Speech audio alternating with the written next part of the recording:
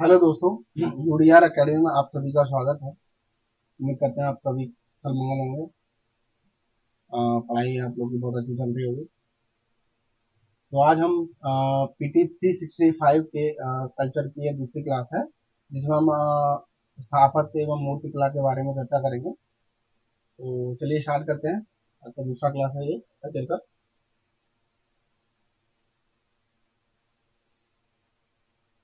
पहला टॉपिक है हमारा आज मोहनजोदड़ो की नर्तकी की मूर्ति।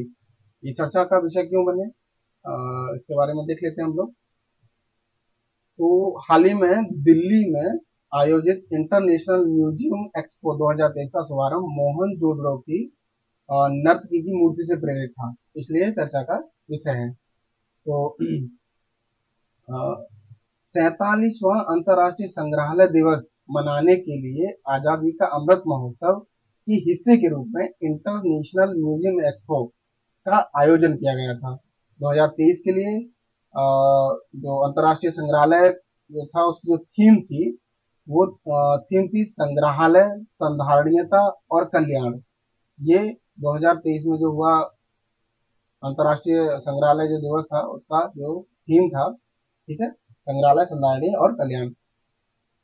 यहाँ नर्तकी की मूर्ति की बात हुई है तो हम जान लेते हैं कि हड़प्पा से संबंधित है ये। और ये जो हड़प्पा सभ्यता से संबंधित है, और जो मोहनजोदड़ो जो जगह है, मोहनजोदाड़ो,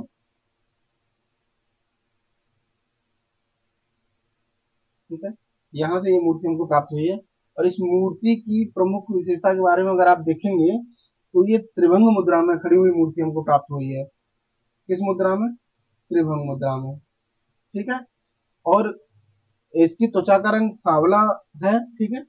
और ये लगभग निर्वस्त्र जो है महिला के रूप में इसको प्रदर्शित किया गया है।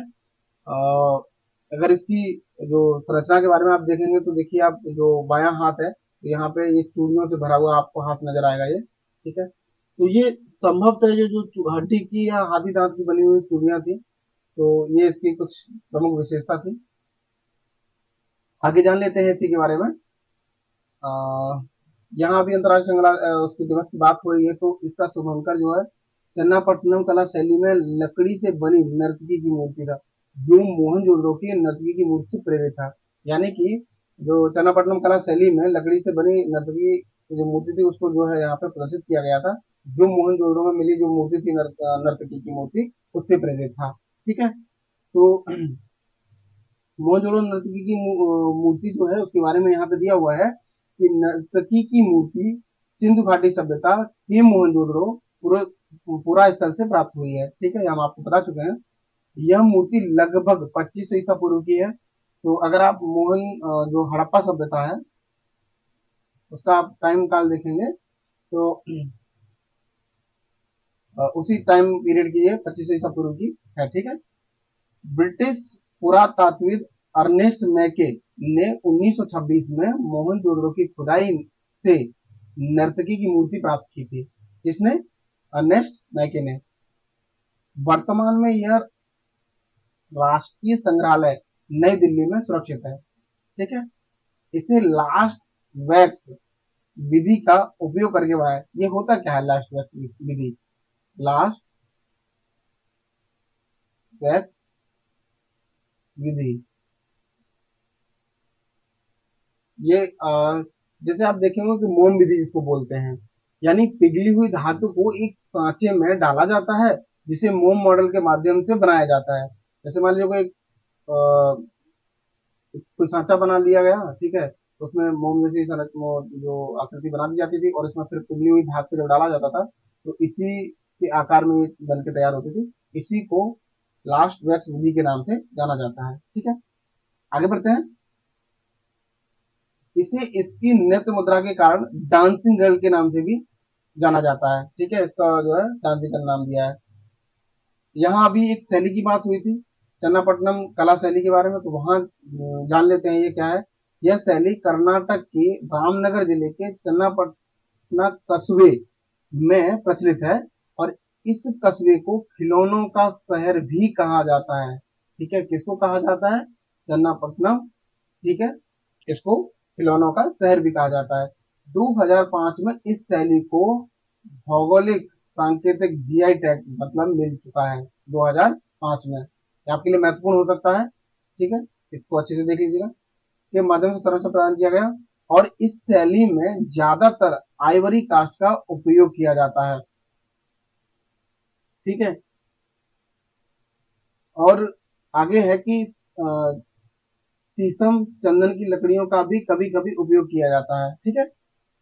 वनस्पति रंगों का उपयोग करके काष्ठ कलाकारी में रंग भरे जाते हैं, साथ ही चमकीला बनाने के लिए अत्यधिक अपघर्षक गुण वाली घास का उपयोग किया जाता है, ठीक है। टीपू सुल्तान ने स्थानीय कलाकारों को इस कला में प्रशिक्षित करने के लिए फारसी कलाकारों को आमंत्रित किया था, ठीक है। किसने किया था? टीपू सुल्तान ने। तो ये था हमारा जो नर्तकी की मूर्ति के बारे में, यानी कि जो टॉपिक था अपना मोहनजोदड़ो की नर्तकी की मूर्ति जो चर्चा का विषय रही थी उसके बारे में। अगला टॉपिक है हमारा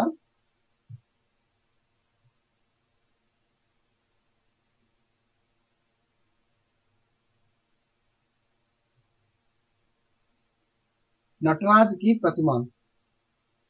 अब जान लेते हैं कि ये क्यों चर्चा में रहे हैं, ठीक है। अभी 2023 में 2023 में G20 शिखर सम्मेलन भारत में जो आयोजित हुआ था, तो दिल्ली के जो प्रगति मैदान है वहां पे इसको आयोजित किया गया था। और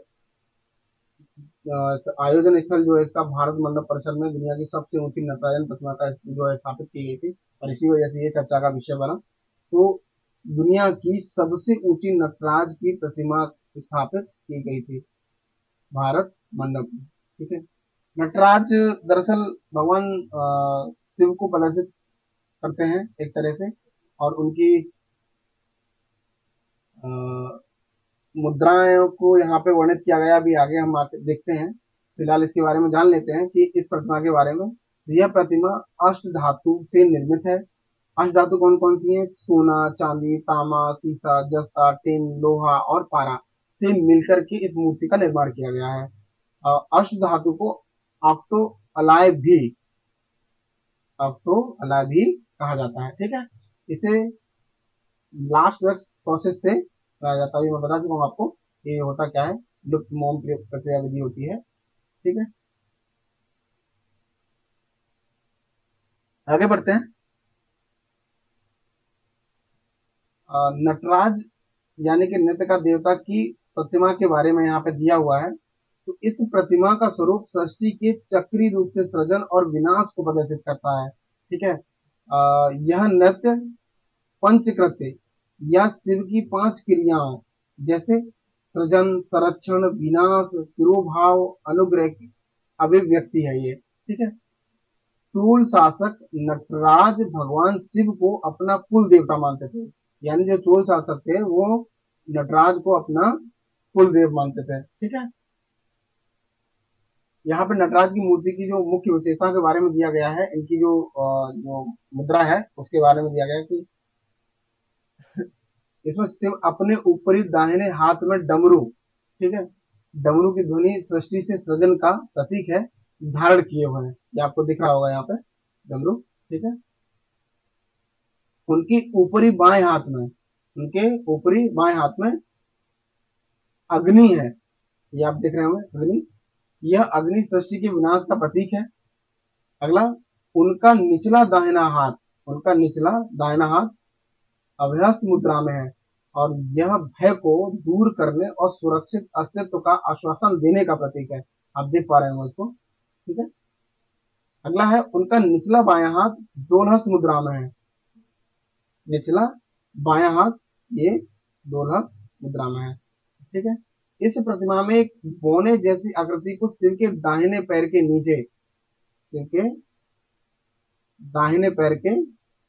नीचे दबा हुआ दिखाया गया है। यह बोने जैसी आकृति अज्ञानता व भ्रम का प्रतीक, दैत्य या अपस्मार है। यह दैत्य मानव के पथभ्रष्ट होने का कारण है। ठीक है, ये दर्शाता है, ये आपको दिख रहा होगा यहाँ पे। ठीक है, अगला है हमारा शिव भुजंग त्रासित मुद्रा। ये क्या है? मैं बायां पैर उठाए हुए हैं और यह मुद्रा तिरोभाव यानी भक्त के मन से माया या भ्रम का पर्दा हटाने की द्योतक है। तब एक तरीके से तिरोभाव और भक्त के मन से माया भ्रम हटाने का जो है पर्दा हटाने का कार्य है, मतलब वो प्रदर्शित करते हैं। ठीक है, अगला है वृत्ताकार ज्वाला की माला। वृत्ताकार ज्वाला की माला नेत्र रक्त जो है संपूर्ण आकृति को घेरे हुए है। ठीक है, तो ये तो था जो इनकी मुद्रा के बारे में, नटराज की मूर्ति की मुद्रा की विशेषताओं के बारे में। आगे दिया है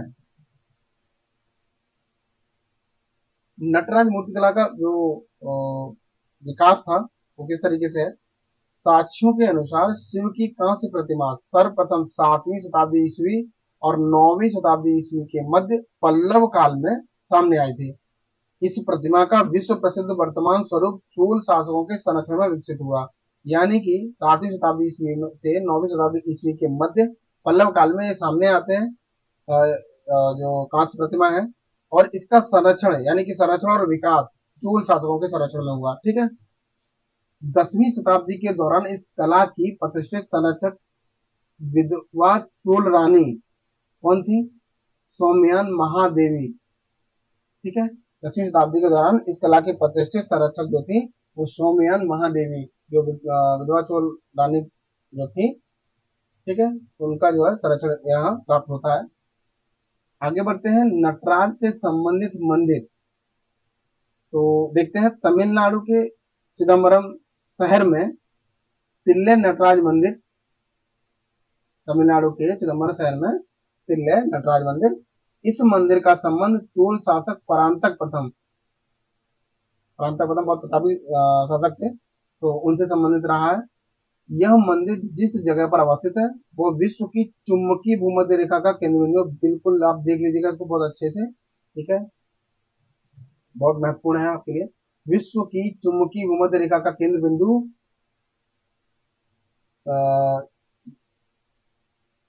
तिल्ले नटराज मंदिर। ठीक है, आगे चलते हैं। नटराज की मूर्तियां सॉरी पुणे रेराजपुर के उमा महेश्वर मंदिर और तंजावुर के बृहदेश्वर मंदिर में भी मौजूद है। ठीक है, यहाँ चोल साम्राज्य की बात हुई है तो उसके बारे में थोड़ा सा जान लेते हैं। चोल कालीन कला और स्थापत्य कला, तो शिल्प कला के बारे में यहाँ पे देखेंगे कि चोल कालीन कांस्य मूर्तियों का निर्माण लास्ट वैक्स प्रोसेस, अभी बता चुके हैं आपको क्या है ये माध्यम से किया जाता है। इन मूर्तियों की एक विशेषता यह भी है कि उसमें नीचे मतलब एक तरीके से जैसे मान लीजिए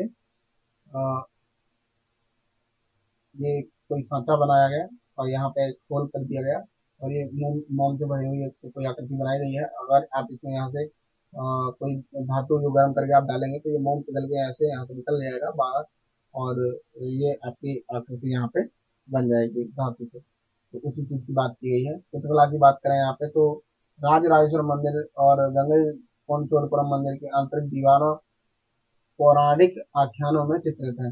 बृहदेश्वर मंदिर में एक चित्र उत्कीर्ण है जिसका संबंध मार्को पोलो से बताया जाता है। ठीक है, अगर बात करें संगीत और नृत्य कला की इसकी, तो इस काल में कुड़ामुला, बीड़ा और बांसुरी जैसे वाद्य यंत्रों का इस्तेमाल किया जाता था। तो देवदासियां संगीत और गायन में निपुण थी। ऐसा माना जाता है कि भरतनाट्यम का शास्त्रीय रूप चोल वंश के संरक्षण में ही विकसित हुआ था। ठीक है, मंदिर के बारे में जाने तो चोलकालीन मंदिर समूह को दो वर्गों में विभाजित किया जा सकता है। आरंभिक मंदिर पल्लव स्थापत्य कला से संबंधित और बाद के मंदिर चालुक्य स्थापत्य कला से संबंधित। ठीक है, तो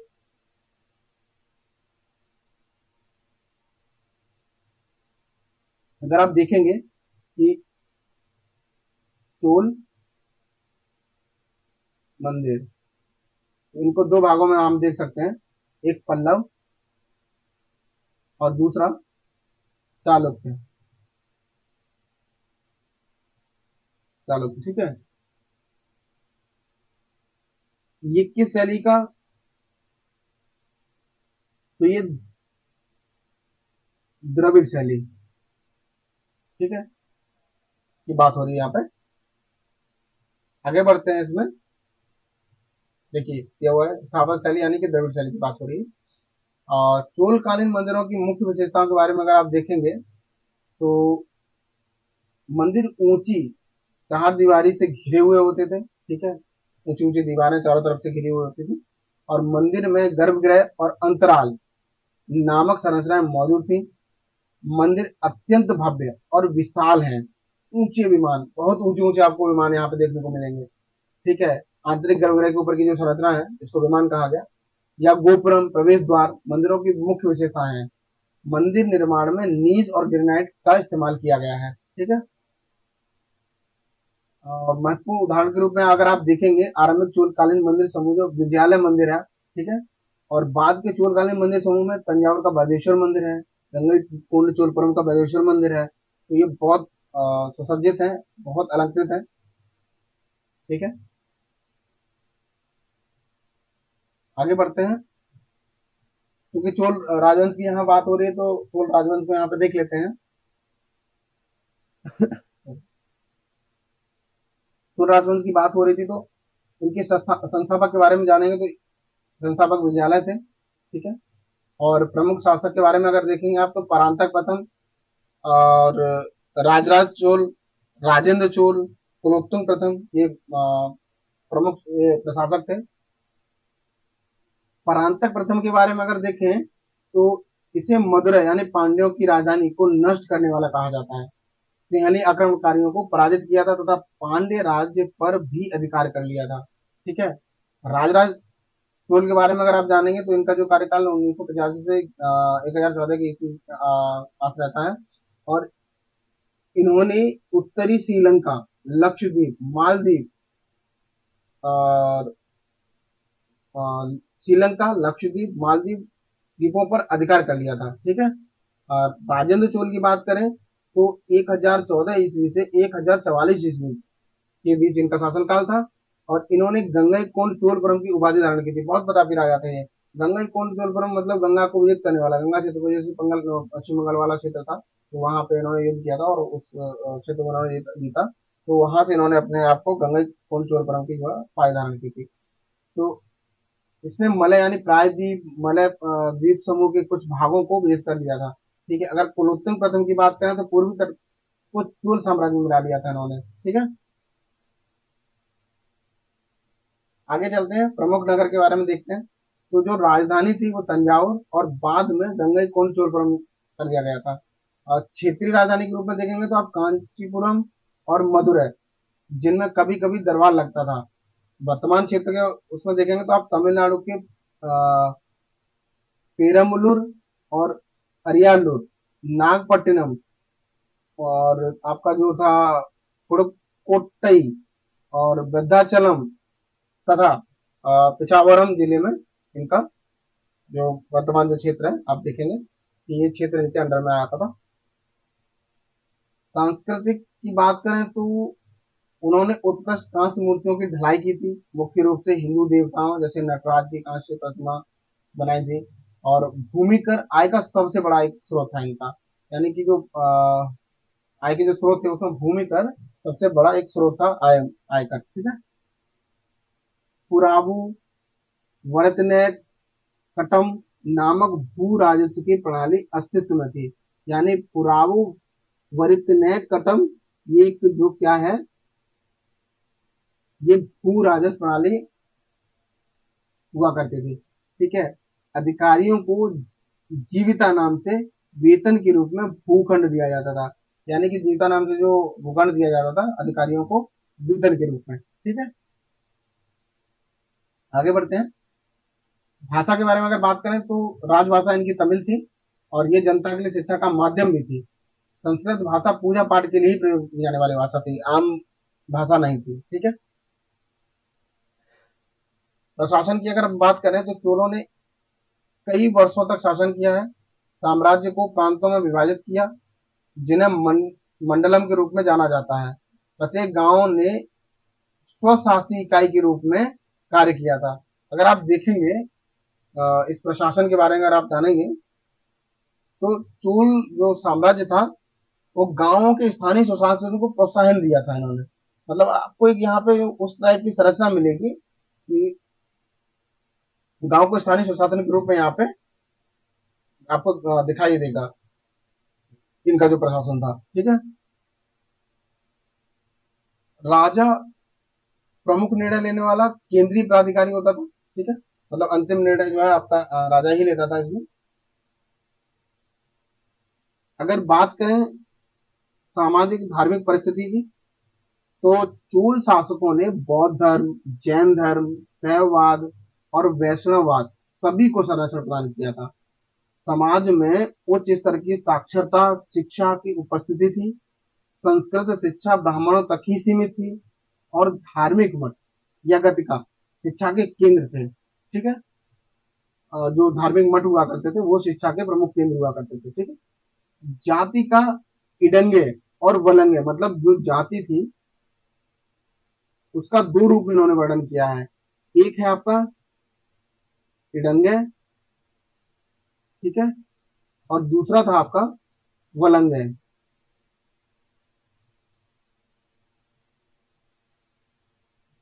दो रूपों में उन्होंने जाति का वर्णन मिलता है। ठीक है। शाही परिवारों में सती व देवदासी तथा जैसी प्रथाएं प्रचलित थी। मतलब जो शाही परिवार होते थे वहां पर सती और देवदासी जैसी प्रथाएं प्रचलित थी। ठीक है। चोल वंश को पांड्य वंश ने पराजित किया था, एक फैक्ट है। आगे बढ़ते हैं। अगला टॉपिक है हमारा सेंगोल। अगला टॉपिक है हमारा सेंगोल। अब ये चर्चा में क्यों था सेंगोल? सेंगोल के बारे में अगर आप देखेंगे कि बहुत चर्चा के विषय में मतलब ये रहे भाई कि जो अभी हमारे जो नया संसद भवन बना है तो उसमें इसको स्थापित किया गया है।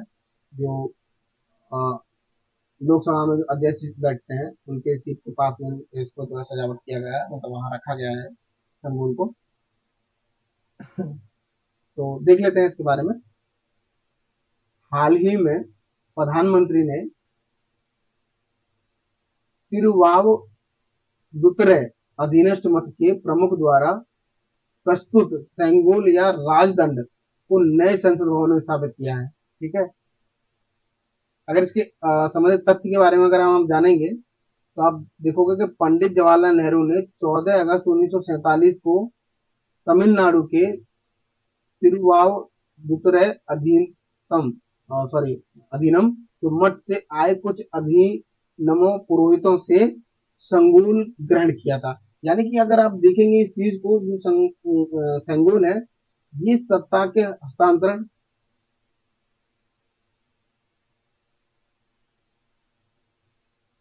के रूप में इसको आप देख सकते हैं। ठीक है। सत्ता के हस्तांतरण जैसे इसको इसका मतलब एक तरीके से सेंगुल का जो अर्थ होता है वो सेंगुल का अर्थ होता है नीति परायण।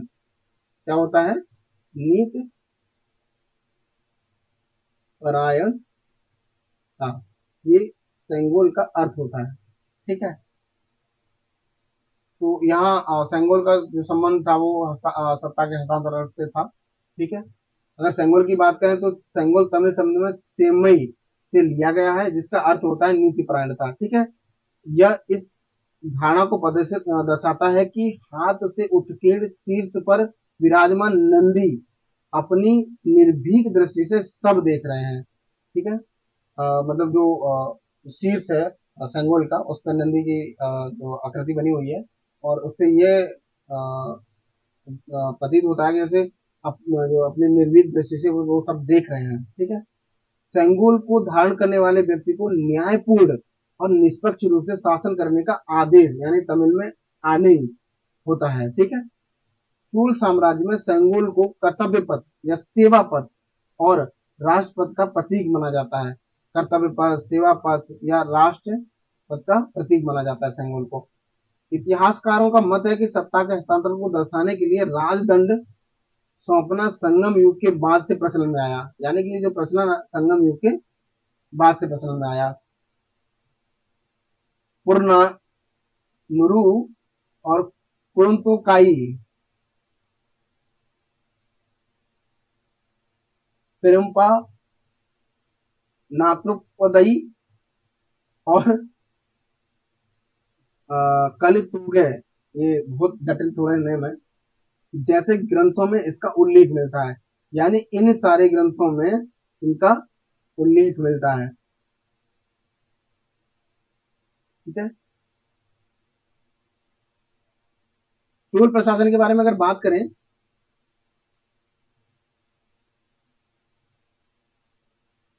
तो चोल प्रशासन में राजा सबसे शक्तिशाली हुआ करते थे। हालांकि उसे सलाह देने के लिए मंत्रियों की एक मंत्री परिषद होती थी। राजा में सर्वशक्ति राजा में हुआ करती थी और उसे सलाह देने के लिए मंत्री परिषद की मतलब हुआ करती थी। ठीक है। और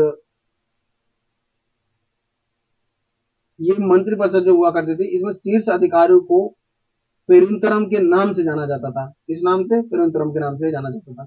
जबकि जो शीर्ष अधिकारी होते थे उनको पेरुंतरम के नाम से जानते थे और जो निचले अधिकारी हुआ करते थे उनको सिरुंतरम के नाम से जाना जाता था। सिरुंतरम मतलब यानी कि पेरुंतरम जो उच्च अधिकारी हुआ करते और सिरुंतरम निम्न अधिकारी हुआ करते थे। ये चोल प्रशासन मंत्री परिषद की बात हो रही है।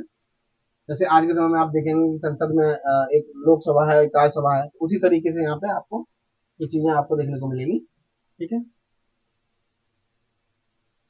चोल साम्राज्य मंडलम या प्रांतों में विभाजित हुआ था और मंडलम वलनाडुओं एवं नाडुओं बटे हुए थे। मतलब जैसे आज के राज्य, जिला और जो कस्बे में जैसे चीजें बटी हुई हैं उसी तरीके से यहाँ पे तो चोल साम्राज्य का विभाजन था, वो मंडल या प्रांत जिसको उसके बाद मंडलम या वलनाडो वो और या नाडुओं में बटे हुए थे।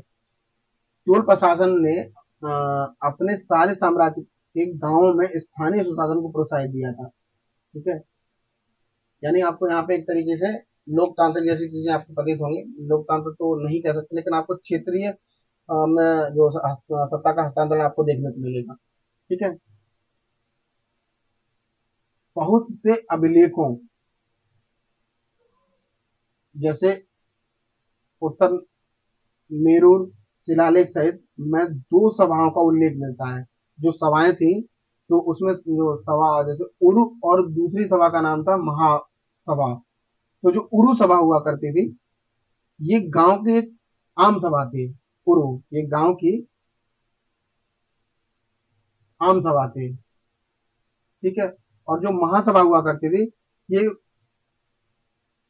ब्राह्मणों की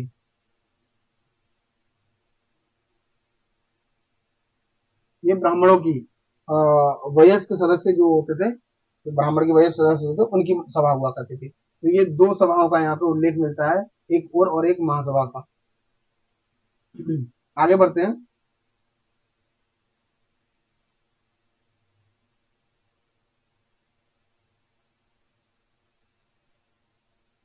अगला टॉपिक हमारा G20 शिखर सम्मेलन में प्रदर्शित अन्य सांस्कृतिक पहलू। जो शिखर सम्मेलन हमारे यहाँ हुआ 2023 में G20, तो उसमें कई सारी जो कलाकृतियां थी उनको प्रदर्शित किया गया था, उसी के बारे में यहाँ पे चर्चा है। तो आइए देख लेते हैं, एक नजर डाल देते हैं इस पर। तो G20 जो शिखर सम्मेलन था उसकी जो थीम थी वसुधैव कुटुंबकम। इस वाक्यांश को महोपनिषद ये किससे संबंधित है? ये आपका संबंधित है अथर्ववेद से। इससे अथर्ववेद से। ठीक है। आगे बढ़ते हैं। G20 शिखर सम्मेलन में प्रदर्शित जनजातीय कला और कलाकृतियां देख लेते हैं। पिथौरा चित्रकारी। क्या है पिथौरा चित्रकारी?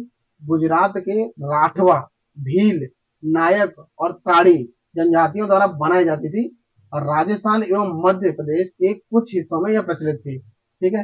पिथौरा चित्रकारी जो है गुजरात की जो राठवा, भील, नायक और दाढ़ी जनजातियां थी उनके द्वारा जो बनाई जाती थी। और यह चित्रकारी राजस्थान एवं मध्य प्रदेश के कुछ हिस्सों में प्रचलित थी। ठीक है, अगला है अपना कि अंगोरा और पश्मीना शॉल, ये लेह लद्दाख और हिमाचल प्रदेश के उत्पाद हैं।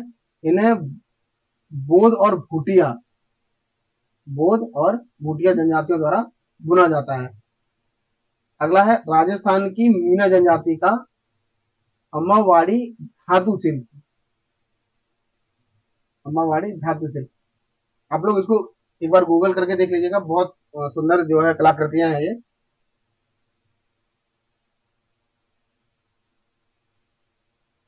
आगे देखते हैं मध्य प्रदेश की गोंड पेंटिंग, मध्य प्रदेश की गोंड पेंटिंग, इसे हाल ही में भौगोलिक शांति के मतलब जीआई टैग मिला है।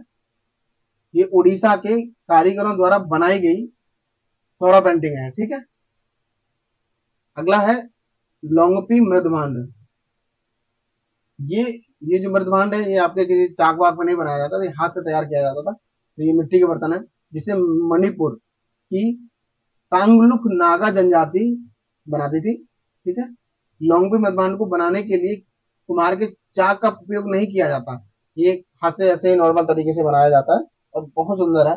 आप इसको गूगल करके आप देखिएगा, बहुत अच्छी कलाकृतियां हैं ये, जैसे आपको याद भी रहेगा।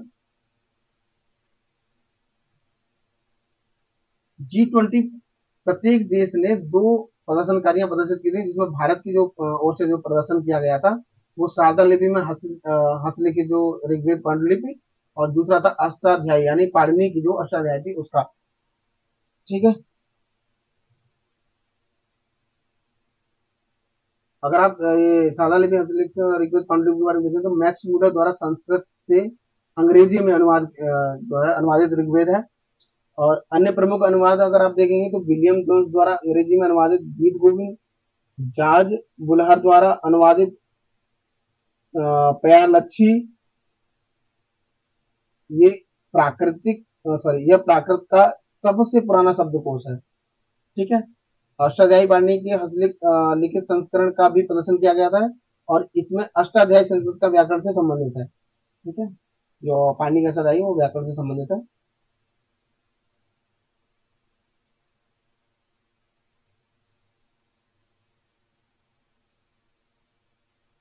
आगे चलते हैं, अगला टॉपिक है हमारा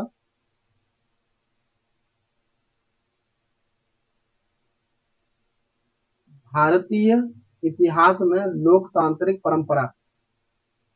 अगर आप भारतीय इतिहास में जो है लोकतांत्रिक परंपरा को देखेंगे तो आपको प्राचीन काल से चीजें दिख जाएंगी कि प्राचीन भारत में लोकतांत्रिक परंपरा में जैसे आप देखेंगे अथर्ववेद में 2 तरह की सभा अर्थात मतलब जो का उल्लेख मिलता है, जो सभा और समिति का। ये प्रजापति की जो पुत्रियों के रूप में इनको देखा जाता है। ठीक है, इनका उल्लेख मिलता है और बौद्ध जैन ग्रंथों में महाजनपद काल के कई गणतांत्रिक राज्यों की सूची दी गई है। ठीक है, उदाहरण के लिए अगर वैशाली का लक्ष्मी गणराज्य आप देख लीजिए तो 16 महाजनपदों का यहाँ पे वर्णन मिलता है। तो ये एक तरीके से लोकतांत्रिक परंपरा को यहाँ पे प्रदर्शित करने वाला दिखाया गया है। ठीक है, इसी में इसी क्रम में अगला जो है वो है आपका उत्तर मेरूर शिलालेख। अगर आप इसके बारे में जानेंगे तो यह शिलालेख चोल शासक परांतक प्रथम 907 से 955 ईस्वी के शासन काल में 920 ईस्वी के आसपास का है। ठीक है, जो इनका शासन काल था परांतक प्रथम का 907 से 955 ईस्वी, और ये 920 के ईस्वी के आसपास का जो शिलालेख है। ठीक है, उत्तर मेरूर जो है चोलकालीन एक प्राचीन गांव है, इसे कभी चतुर्वेदी मंगलम के नाम से भी जाना जाता था। ठीक है, यह तमिलनाडु में चेन्नई के निकट स्थित है।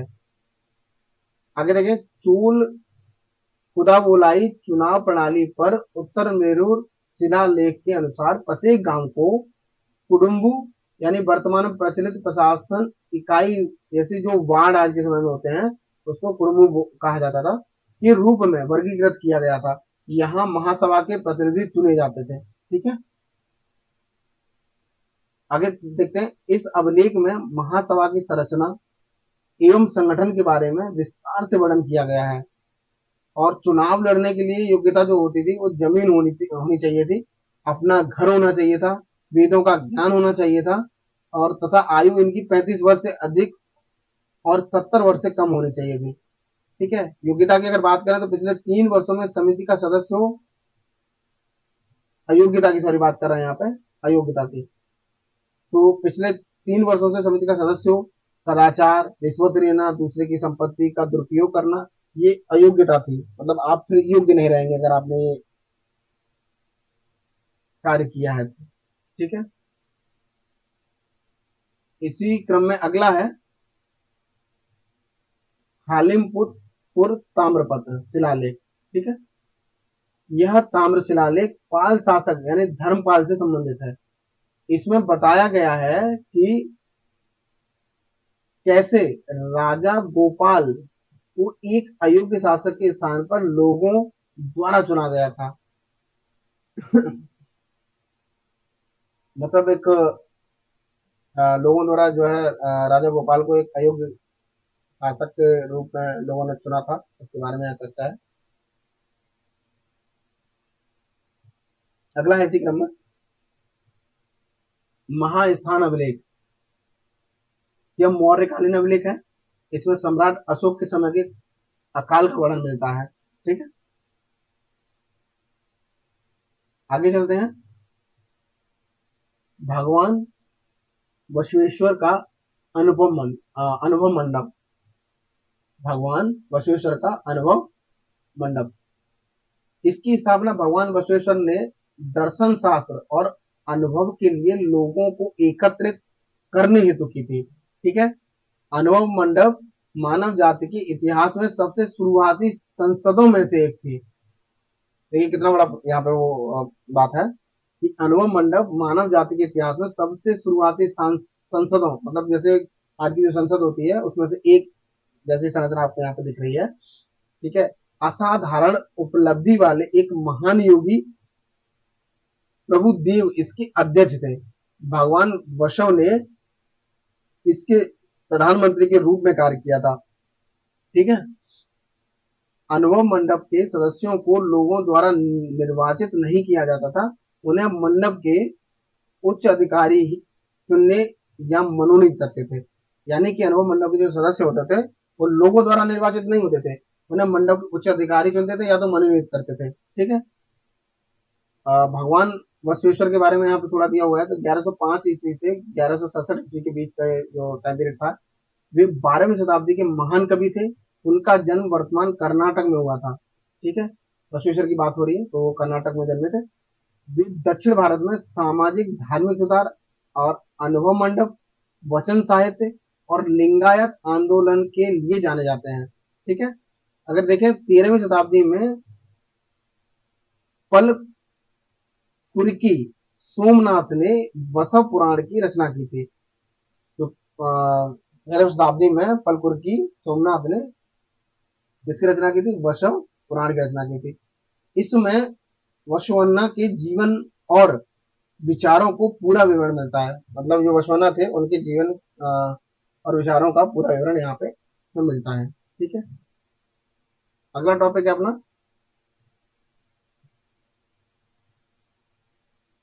सॉरी नया संसद भवन, क्योंकि अभी हाल ही में संसद भवन तो चर्चा का विषय तो है ही है, तो जान लेते हैं।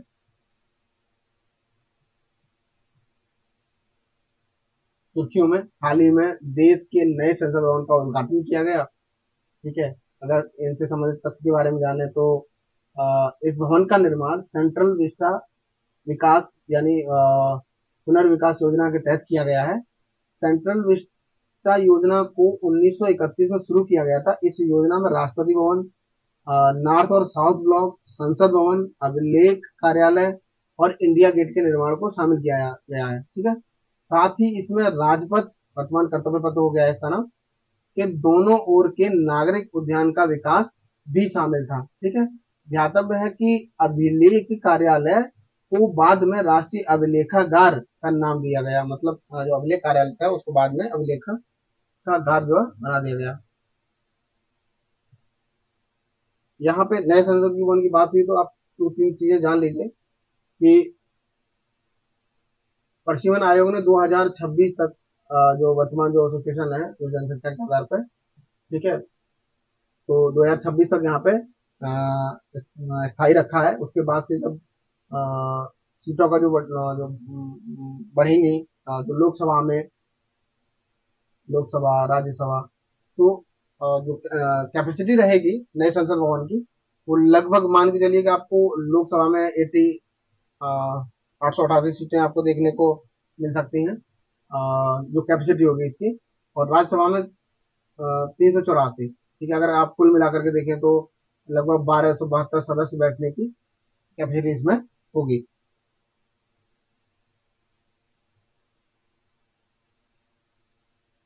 तो आगे चलते हैं इसमें। एक भारत श्रेष्ठ भारत की भावना कैसे? नए संसद भवन का आकार त्रिकोणीय है। इसे पद्म श्री वास्तुकार विमल पटेल द्वारा डिजाइन किया गया है। ये अच्छे से इसको देख लीजिएगा, क्योंकि विमल पटेल की इसके बाद जो वास्तुकार है पूछा जा सकता है। यह डिजाइन भारत की सांस्कृतिक विविधता से प्रेरित है। इसे अगले 150 वर्ष की जरूरतों को पूरा करने के लिए डिजाइन किया गया है। अब इसको जो डिजाइन किया गया है नए संसद भवन को, इसके बारे में हम जान लेते हैं कि क्या क्या चीजें इसमें स्थापित की गई है। तो लोकसभा कक्ष जो राष्ट्रीय पक्षी मोर की थीम पर आधारित है, यानी कि जो लोकसभा है वो राष्ट्रीय पक्षी जो मोर है उसकी थीम पर आधारित बनाया गया है, और राज्यसभा को राष्ट्रीय पुष्प कमल की थीम पर आधारित। ठीक है, नए संसद भवन के प्रांगण में राष्ट्रीय वृक्ष यानी कि बरगद को लगाया गया है। संसद भवन में सेंगोल जो राजदंड है वो अध्यक्ष की कुर्सी के बगल में स्थापित किया गया है। ठीक है, अभी सेंगोल के बारे में आपसे चर्चा कर ही चुके हैं। राष्ट्रपति को संसद भवन के शीर्ष पर स्थापित किया गया है। राष्ट्रपति को संसद भवन के शीर्ष पर स्थापित किया गया है। यह सारनाथ के अशोक स्तंभ के शीर्ष पर बनी सिंह की आकृतियों का अनुरूप है। ठीक है, नए संसद भवन को भदोई यानी कि उत्तर प्रदेश के विश्व प्रसिद्ध हाथ से बुने कालीन से सजाया गया है। जो भदोई है वो कालीन के लिए फेमस है।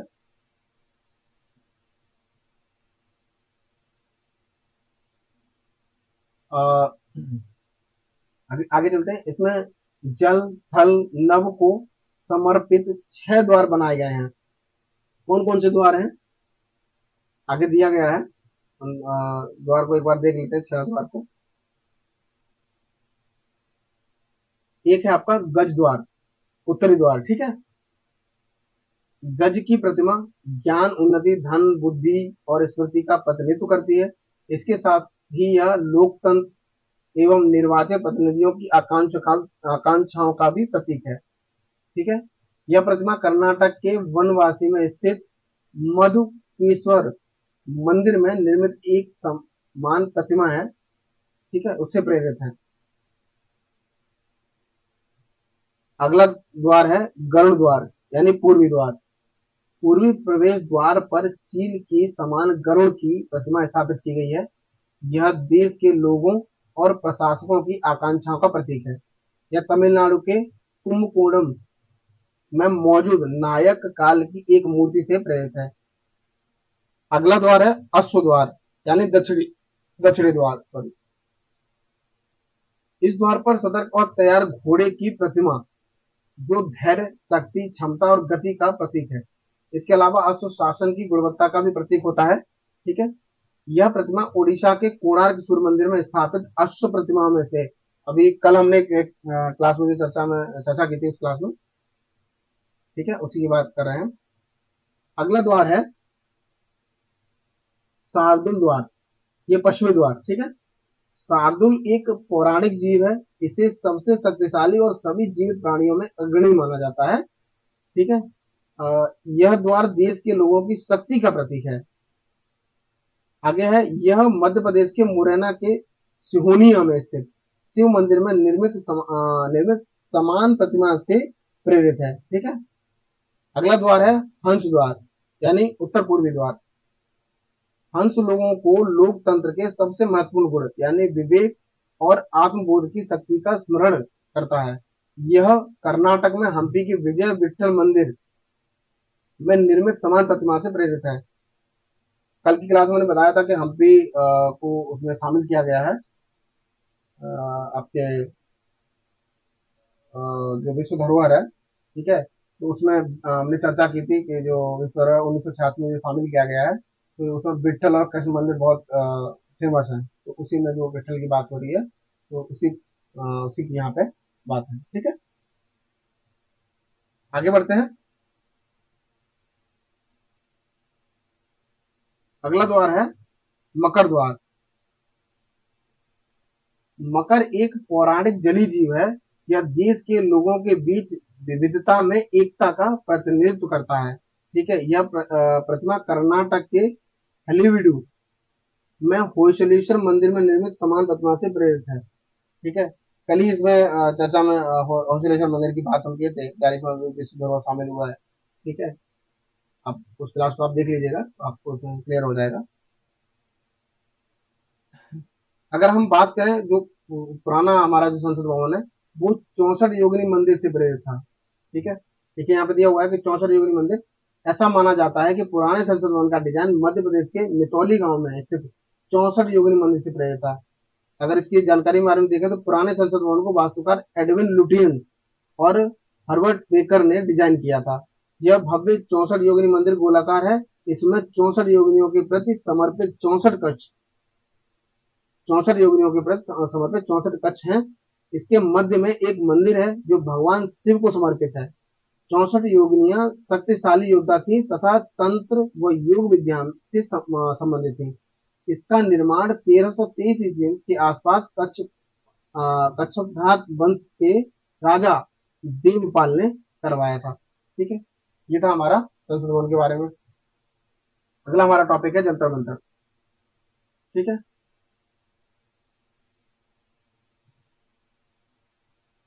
इसके बारे में जान लेते हैं। तो ये सुर्खियों में क्या रहा, क्यों चर्चा का विषय रहा, तो भारतीय पुरातत्व सर्वेक्षण ने दिल्ली स्थित जंतर मंतर वेधशाला के संरक्षण, परिरक्षण, पुनरुद्धार और उचित कार्यात्मकता के लिए एक नई विशेषज्ञ समिति का गठन किया है, ठीक है। इसलिए चर्चा के विषय में आप जंतर मंतर के बारे में देखेंगे तो निर्माण महाराजा जय सिंह द्वितीय ने उत्तर भारत में 5 खगोलीय वेधशालाएं 5 खगोलीय वेधशालाओं की बात हुई है। तो यहाँ पे आप देख लीजिए कि दिल्ली, ठीक है, और आपका जयपुर, वाराणसी, मथुरा और उज्जैन, ये इन्होंने 5 खगोलीय वेधशालाएं बनवाई थी जय सिंह ने। तो इसी के बारे में चर्चा कई बार सवाल पूछ लिया जाता है, याद कर लीजिएगा आप लोग ये 500। पर्यवेक्षण देखें, इसके निम्नलिखित में इस्तेमाल किया जाता था। तो ग्रहों के बीच समय और अंतर का अध्ययन करने में इसका जो है प्रयोग किया जाता था। ग्रहों की गति, स्थिति, अलग अलग स्थानों पर समय का परीक्षण करने में इसका कार्य था, ठीक है। यहाँ पे थोड़ा इन्फॉर्मेशन दिया महाराज सवाई जय सिंह के बारे में। वे आमेर राजपूत, जो आमेर के एक शासक थे, राजपूत थे, ठीक है। जो इनका शासनकाल था जो 1686 से 1743 ईस्वी के बीच रहा। वह मुगलों के जागीरदार थे। उन्हें सम्राट औरंगजेब द्वारा सवाई उपाधि जो दी गई थी, वो औरंगजेब द्वारा दी गई थी, ठीक है। और उन्होंने जयपुर शहर का निर्माण कराया था। सवाई जय सिंह ने जयपुर शहर का निर्माण कराया था। और उनके समय के यूरोपीय यात्री जैसे फ्रांसीसी लुई रूसेल्ट और अंग्रेज बिशप हेबर आदि शहरी योजना निर्माण में जय सिंह की अद्वितीय उत्कृष्टता से बहुत प्रभावित थे ये लोग, ठीक है। आगे बढ़ते हैं।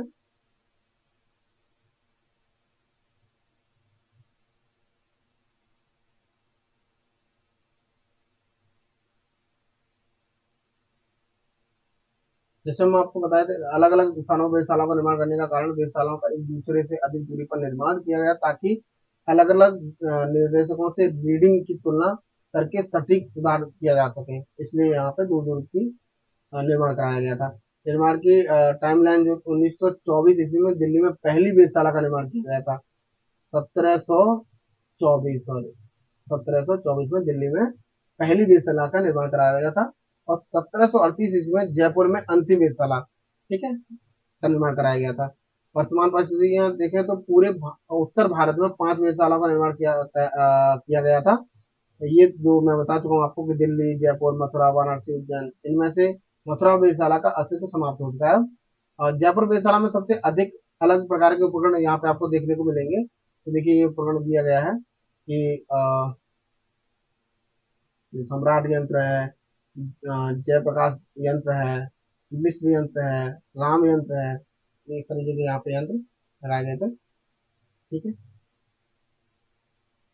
अगला हमारा टॉपिक है जो अन्य जो सुर्खियों में रहे जो स्थापत्य हैं उनके बारे में यहाँ पे दिया हुआ है, तो थोड़ा सा ऐसा कर देते हैं। तो दिया है गोलकोंडा, गोलकोंडा का किला। गोलकोंडा किले का इतिहास 13वीं शताब्दी की शुरुआत से संबंधित है। तब इस क्षेत्र पर काकतीय राजवंश का शासन था, ठीक है। उसके बाद 16वीं और 17वीं शताब्दी में इस पर कुतुब शाही सुल्तानों ने शासन किया, ठीक है। उसके बाद गोलकोंडा किले की वर्तमान स्थापत्य कला कुतुब शाही सुल्तानों ने की देन है। जो गोलकोंडा किले की जो वर्तमान स्थापत्य है, तो कुतुब शाही जो सुल्तान थे उनकी देन है। यह किला एक विशाल ग्रेनाइट निर्मित स्थापत्य है, ठीक है, के रूप में विख्यात है। और गोलकोंडा कुतुब शाही सुल्तानों की प्रधान राजधानी थी। सुल्तान जो कुतुब शाही थे उन्होंने गोलकोंडा को प्रथम राजधानी बनाया था। फतेह दरवाजा, विजय द्वार इसको बोला जाता है। पर ध्वनि प्रभाव, सॉरी, जो फतेह दरवाजा है जिसको विजय द्वार के नाम से जाना जाता है, पर ध्वनिक प्रभाव गोलकोंडा की इंजीनियरिंग के कई प्रसिद्ध आश्चर्यों से में से एक है ये, ठीक है। तो फतेह दरवाजे के बारे में यहाँ चर्चा थी। ये हो गया आपका गोलकोंडा का किला हो गया। अगला है सीरी का किला, सीरी फोर्ट, ठीक है। सीरी किले का निर्माण 13वीं शताब्दी में अलाउद्दीन खिलजी ने करवाया था। सीरी को दिल्ली के 8 शहरों में से एक माना जाता है, ठीक है। अलाउद्दीन खिलजी ने 1303 ईस्वी में अपनी राजधानी सीरी की नींव रखी थी। 1303 ईस्वी में उसने सीरी कस्बे की जल आवश्यकता को पूरा करने के लिए हौज खास नामक, ठीक है, हौज खास नामक एक जलाशय भी खुदवाया, ठीक है। आगे बढ़ते हैं। उसने एक अर्धगोलाकार प्रवेश द्वार का भी निर्माण कराया था। इसे अलाई दरवाजा के नाम से जाना जाता है, ठीक है। इसमें घोड़े की नाल की आकार का मेहराब है, जिसमें कमल की आकृतियां उकेरी गई हैं, ठीक है। आगे बढ़ते हैं। एकात्मकता की मूर्ति क्या है ये? आदि शंकराचार्य को जगत गुरु भी कहा जाता है, क्योंकि इनकी 108 फुट की ऊंची मूर्ति का अनावरण किया गया है। इसको एकात्मकता की मूर्ति का नाम दिया गया है, तो इसीलिए चर्चा का विषय बना हुआ है। तो ये जो आदि शंकराचार्य जी जो थे इनको जगत गुरु भी कहा जाता था। और 8वीं शताब्दी में अद्वैत वेदांत, जो द्वैत को न मानने वाला दर्शन का प्रतिपादन इन्होंने किया था, ठीक है। आ, आपको यहाँ पे थोड़ा सा बता दें कि जो कुछ संप्रदाय थे, संप्रदाय, उनके मत और आचार्य कई बार पूछ लिया जाता है, क्योंकि कई बार सवाल यहाँ से बन ही जाता है, बहुत इंपॉर्टेंट हो जाता है आपके लिए। तो यहाँ पे थोड़ा सा चर्चा कर देते हैं हम आपके लिए। तो जो वैष्णव संप्रदाय, वैष्णव संप्रदाय, ठीक है, तो जो मत था विशिष्ट द्वैत, ये किसका मत था? ये रामानुजाचार्य का मत था ये, ठीक है।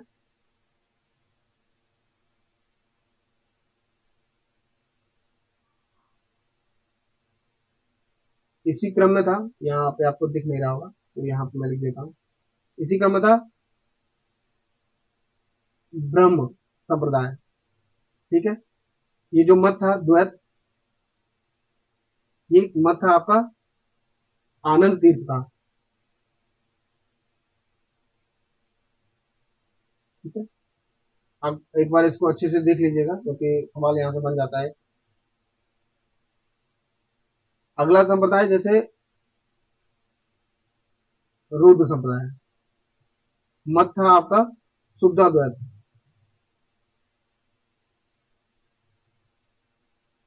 ये मत किसका था? वल्लभाचार्य जी का। ठीक है, अगला है आपका सनक, और ये द्वैताद्वैत।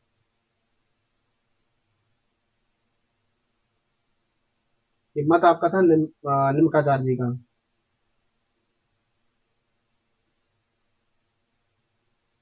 ठीक है, तो ये था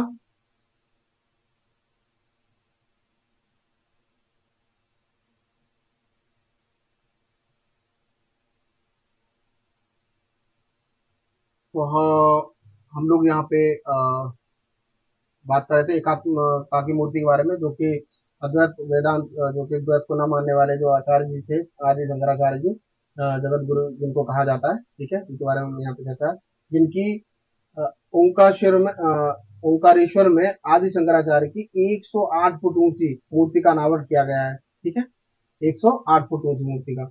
यहाँ पे अन्य मूर्तियों का जो दिया हुआ है, तो उनको एक बार एक नजर से देख लेते हैं। स्टैचू ऑफ यूनिटी की बात हो रही है, तो statue of unity Sardar Vallabh भाई पटेल की जो है समर्पित है, उनकी मूर्ति है, और ये गुजरात के केवड़िया में स्थित है। ठीक है, स्टैचू ऑफ इक्वेलिटी की बात हो रही है, तो संत श्री रामानुजाचार्य जी की बात हो रही है, और ये हैदराबाद में स्थित है। स्टैचू ऑफ पीस की बात हो रही है, जैन भिक्षु जो आचार्य थे, श्री विजय वल्लभ सूरीश्वर, ये राजस्थान में स्थित है। और स्टैचू ऑफ प्रॉस्पेरिटी की बात हो रही है, तो नाथ प्रभु कैपेगोंडा की जो है बेंगलुरु में स्थित है। ठीक है, तो ये कुछ प्रतिमाएं थी, इसके बारे में आपने देखा। तो आज का क्लास हम यहीं पे अपना समाप्त करते हैं।